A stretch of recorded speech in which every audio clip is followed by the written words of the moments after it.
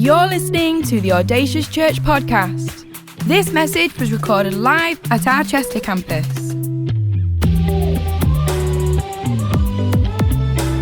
We know this is a great investment into your life, so tune in, listen up, and stay focused. For any more information, visit us online, audaciouschurch.com. Hey church, how are you? Good. I feel like we're in a really good vibe today. I felt it when I came in this morning. The vibes were going off in the foyer. It is just a great day to be in the house. I am like palpably excited to be here. Like, there is no place right now that I would want to be other than right here. And I hope that that is what your heart is as well this morning. Because I believe that God is moving. He is alive. He is on the throne. And he is going to speak to you right now. Yeah. So I'm excited because I feel like I landed really, really well in this series. Because last week we had the incredible Pastor Josh, who spoke on Rocky. And I will say did some incredible accents. And I'm going to throw it out there, that's not going to happen today. I tried, I practiced, I failed. But I've landed on my feet because I've got Charlie and the Chocolate Factory. It is an epic film. Not only that, I've warned Lounge that, post-services, there's a rush for chocolate. It's not my fault. I didn't mean to. It was, it just happened. But I am excited to be here today. Excited to share with you today. I've been praying this week, asking God what he wants me to say. And I believe that I've got a hot word on my heart for you today, church. So tune in. Embrace the sweat. We are hot. There I've said it. We don't need to say it again. It's hot. We're sweating. Job done. Brilliant. Okay, so we are going to dive straight in because I want us to get a good lay of the land, and we're going to watch the trailer for Charlie and the Chocolate Factory. So let's have a little look. Okay, I highly recommend it. That's just putting it out there from the start. It is a brilliant film. But church, I wonder, have you ever had that moment where you're like, right, got to leave the house, got to be on time, and you go, keys, wallet, phone, keys, wallet. And you're like, you got to give the pat down, haven't you, to try and look for, have I got my keys, have I got my phone, have I got my wallet? Or that moment where you're like, where are my glasses? I cannot find my glasses. I've looked everywhere. I've searched high and low. And then can we do it in unison? They're on my head. Sunglasses, glasses, that moment where you're searching for something, you're looking for something. And I had a moment a few years ago where it was the night before we were going on holiday. And most people, if you know me, I'm a very organized person. I have like lists upon lists upon lists. And Joel and I were packing to go away. And we were, we're just getting ready. And I was like, right, I'll just get my passport. Yeah, is correct. Looking for my passport, went to go in the drawer, where you keep the drawer that has like just all the random bits, but all the really important bits, that drawer, yeah. And as you've guessed, the passport was not there. We then spent the next 4 hours tearing the house apart, trying to find my passport. I had rung my parents who were already abroad going, we're not coming in. Full, just hysteria. I'd already booked online to go to the passport office the next day to get a 24-hour passport to still be able to go.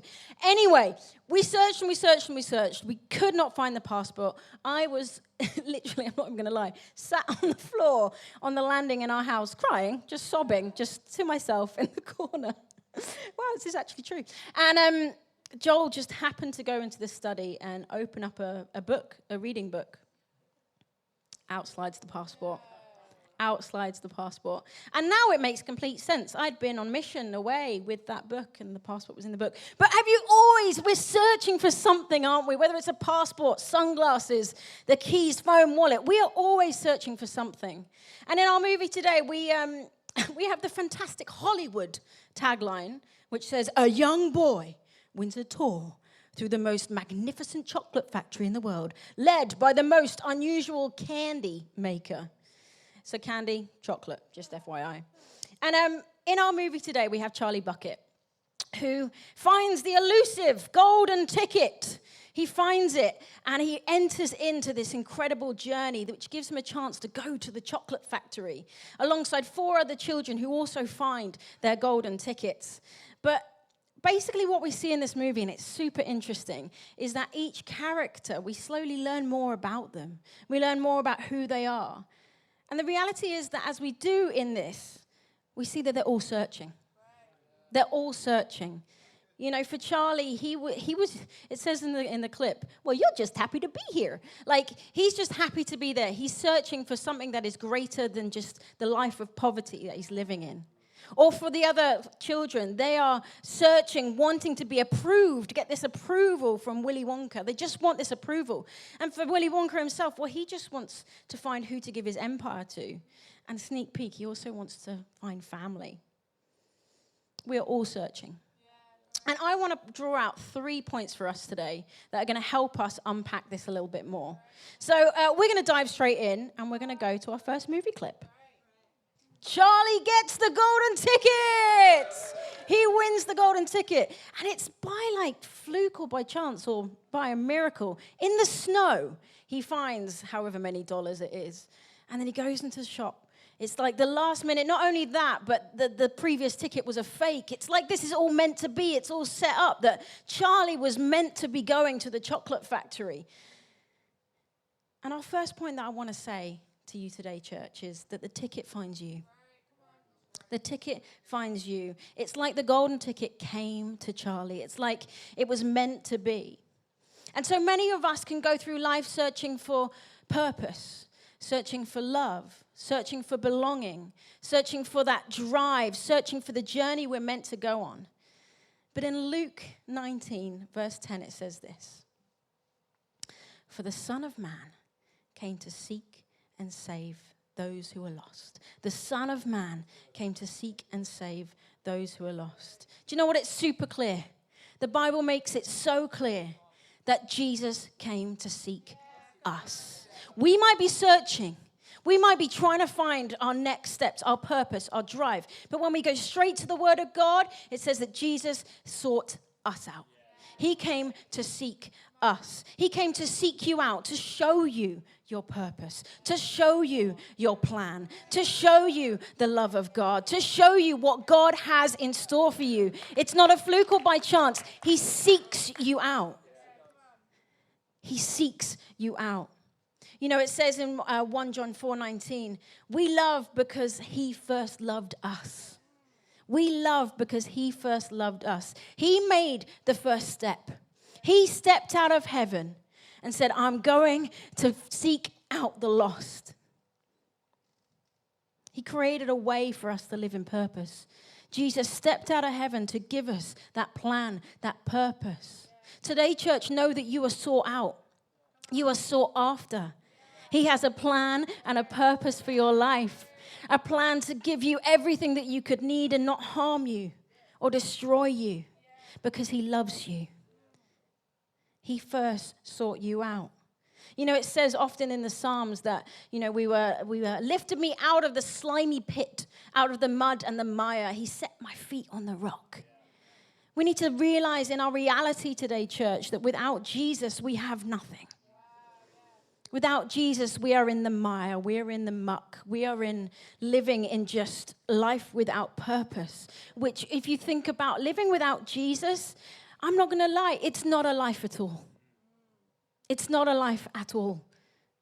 But living in purpose and in drive, knowing what he has done for us, knowing that it is by his grace we are saved, the ticket finds you. The ticket finds you. I love that I can live each day going after what God has planted in my heart, what God has given me to get excited about, to get passionate about, to live in his purpose, what he's leading me to do. And you might be thinking, but Sarah, how do I do that? Think about the shepherd boy David for a minute, right? He was just a shepherd boy. He was not much to look at, not much to think at. But when God gave him his purpose and his drive, when he stepped into that, he defeated a giant. What does it look like for you, church, to step into the plan and purpose he's given you? When you accept that he has sought after you. When you accept that he seeks you out as an individual. It's not one kind of plan and purpose for all. It's like, no, he gives you individual plan and purpose and drive. What I am passionate about is not the same as what you are passionate about. That's what makes church. The ticket finds you. Church, God seeks you out and gives you a purpose. And today you can step into that purpose. Today you can realize what that is for you. Okay, point number 2. I want us to start thinking about being faithful with what we've been given. And we're going to have a little look at the screens for our second clip. Wow, what a collection of characters we see there, isn't it? I love the bit that it scans across and he's just there with his chocolate. Yeah, this is me, this is what I want. I want us to read in Matthew right now, and it's Matthew 25, and some of you will know it already, but it's the parable of the talents, and the bit I want to look at is verse 20 and 21, and it says this. The man who had received 5 bags of gold brought the other 5 and said, Master, he said, you entrusted me with 5 bags of gold. See, I've gained 5 more. His master replied, well done, good and faithful servant. You have been faithful with a few things.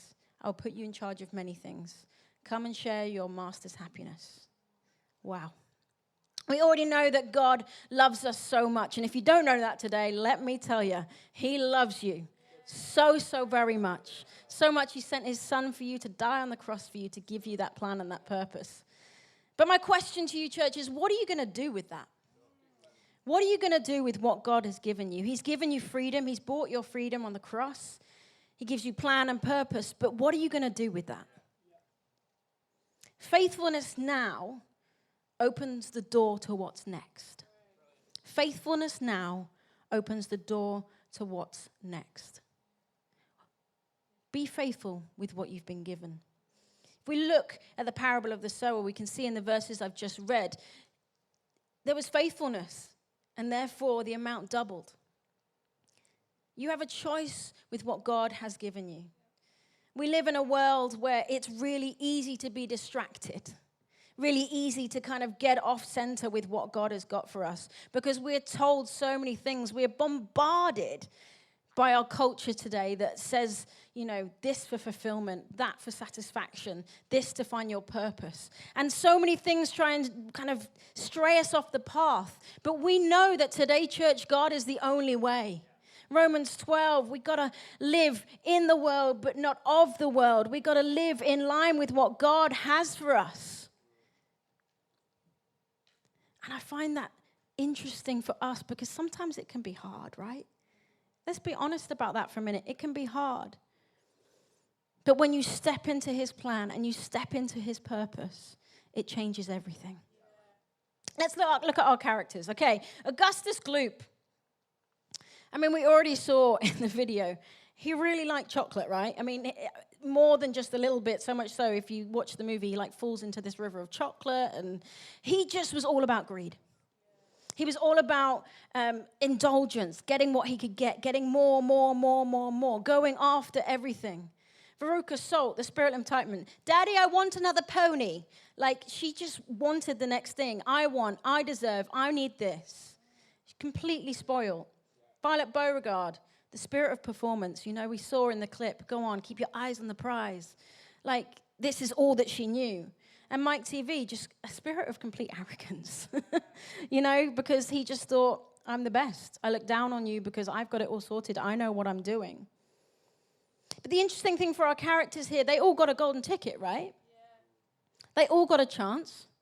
They all got an opportunity. They all got to go into the factory. But they wasted it.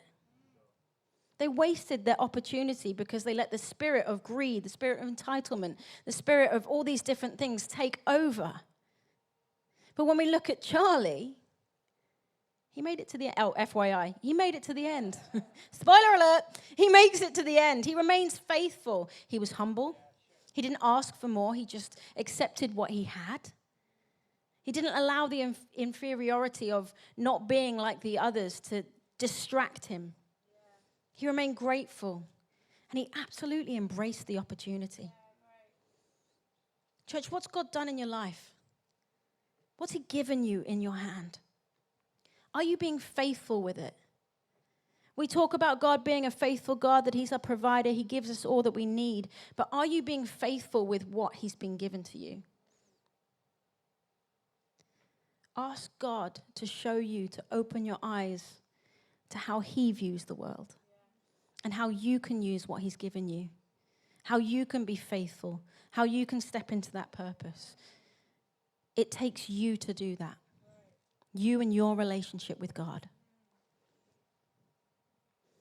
You think about Charlie, he goes on to inherit the factory.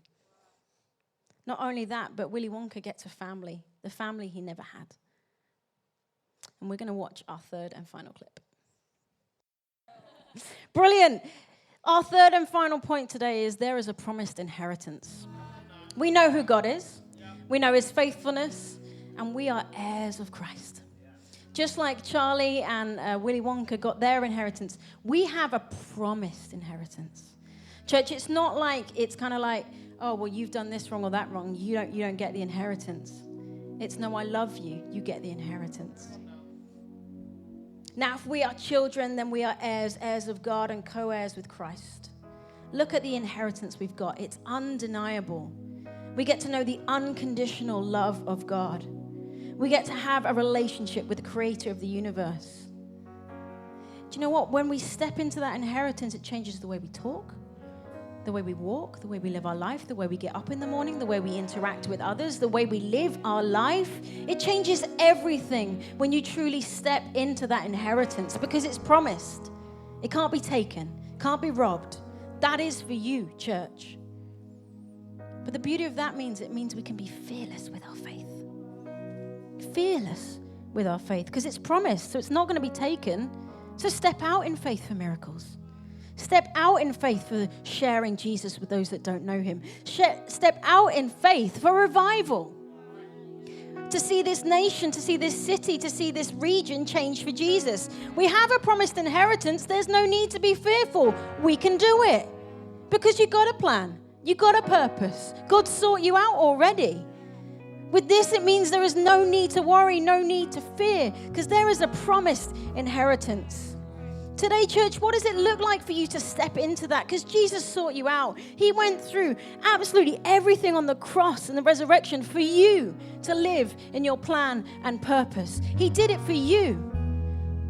What does it look like to be faithful with what you've got? Don't stay comfy. Don't stay in the comfort zone, but step out. Believe for more. Believe that God can do incredible things through you because he can and he will and he wants to. But you need to come and say, Jesus, use me. I want to do what you have got for me. I want to live in that plan and purpose that you've given me. It's a game changer, church. Today can be that day. Do not leave this room. Do not walk out of this auditorium before giving yourself to God. Because when we as a church, as we arise and we step into these things, I believe there is going to be revival. I was praying this week for this message and God gave me a really clear word and it said joy in the city. I believe that God's placed on my life to be a bringer of joy. But church, we can be the bringers of joy in our city. It's not even we can. We're gonna be.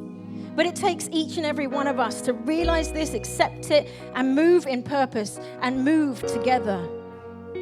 It takes us to know that we're sought out by God, to use what he's given us, because we can have all an utter assurance that his faithfulness is true. But church, we've all got a part to play. It's fine for me to stand here and get passionate and a bit sweaty, but I need you to come with me. As a church, as a body, as a unified people who love Jesus, we can make a difference. We can make an impact because God is on the throne. Step out into believe for revival, to believe for more. We are within the world, but we are not of the world.